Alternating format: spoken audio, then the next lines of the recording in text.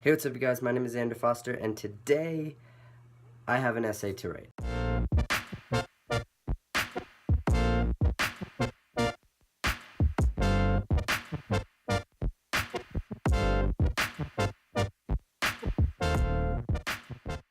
One of the major essays that I'm writing for my women's studies class right now is about my body, and just analyzing my relationship with my body and sort of where that comes from, why I have the relationship with my body that I do. I haven't really talked about body positivity or even really my opinions or feelings on my body. I've talked a little bit about body dysphoria on my channel, but I haven't gotten into sharing with you guys, how I feel about myself and how I feel about my body. So I wanted to make this video and just share with you guys some of the thoughts that initially came up when I got this assignment. I haven't started writing the essay, so once I sort of meditate on it and analyze things more, maybe I'll have a clear idea to share with you guys. So if you like this video, then give it a like and leave me a comment letting me know I should make a second video. Sorry if you can hear nature outside. I'm in New Mexico right now. Not really sure what these animals are. What was that, an owl? I don't know. So I guess I should start at the beginning, or at least the beginning of me becoming aware of my body. I remember being about 6 or 7 and going to one of those like water parks, like theme parks, but the theme is water. And my mom put me in a girl's bathing suit, as she should. My mom took me and one of my friends to this water park, and he got to wear swim trunks. And I remember thinking that it was really weird that he got to wear swim trunks and I had to wear, this full like bathing suit. And I looked at, men and women at the water park, and I remember looking around and saying, it feels really weird to me that I'm gonna grow up and be like those women and not like those men. My body dysphoria really didn't hit until I was about 9 or 10, and I started developing a chest. I remember my chest feeling like really tender, and I asked my mom about it, and she was like, oh, you're becoming a woman. It's a great, beautiful thing. Everyone goes through this. And I became really ashamed, not of my body, but of not feeling like it was a beautiful thing.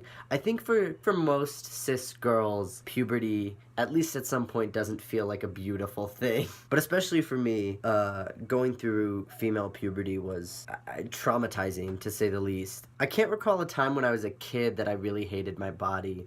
It was more the socialization aspect of males and females that I was really uncomfortable with. In a lot of ways, I think that my body image issues, if you want to call it that, or just the negative things that I view about myself, are dysphoria. And I think it's sometimes hard for me to decipher what's dysphoria and what's insecurity, because I know that I was really uncomfortable with my chest, and I knew that was body dysphoria. It's hard for me to say, like, okay, am I uncomfortable with the amount of facial hair I have because I'm dysphoric about it?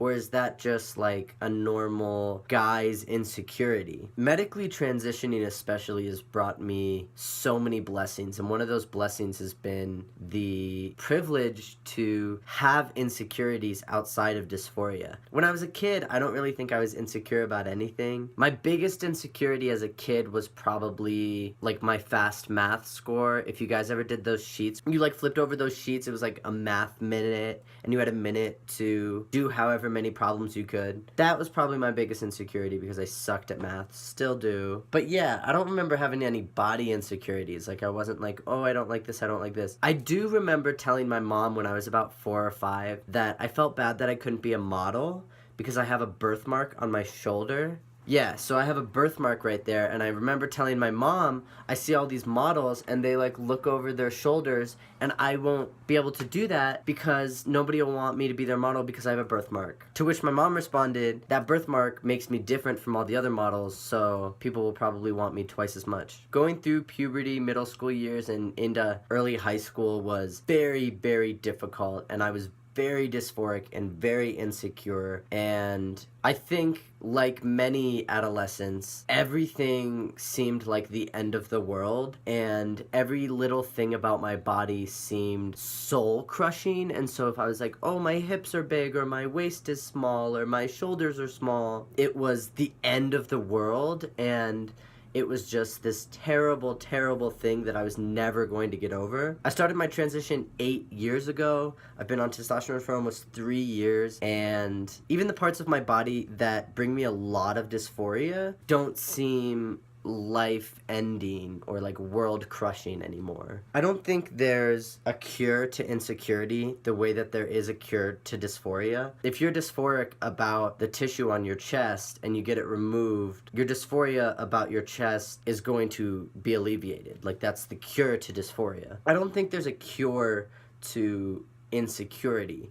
but in my case, the treatment for insecurity, especially around my body, is self-love for my body. When I was a kid, I didn't have a care in the world about my body. I ran and jumped and climbed and celebrated movement so much, and I didn't care if I was dancing weird or if I wasn't running the fastest. All I cared about was having fun, proving to myself that my body is functional, and counting the blessings of all that my body does for me doesn't completely alleviate the insecurities I have of my body, but it sort of tips the scale, if that makes sense. I think the things I was once dysphoric about, I am now more insecure than I am dysphoric. I used to be really dysphoric about my face shape. I used to have a really round and like chubby cheeked face. And now testosterone has really reshaped my face, and I'm not dysphoric about it in that I see myself and I see that as a woman and I can't connect,